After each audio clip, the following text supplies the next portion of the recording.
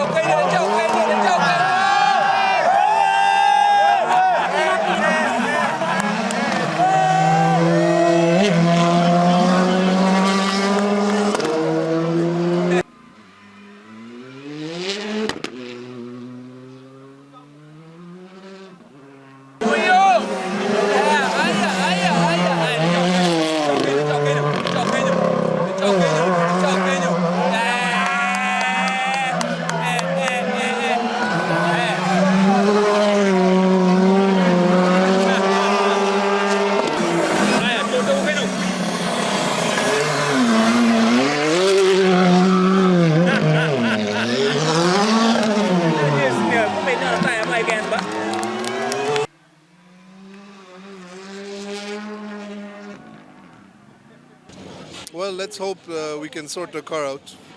We have a good time in service now, and then we see tomorrow. Huh?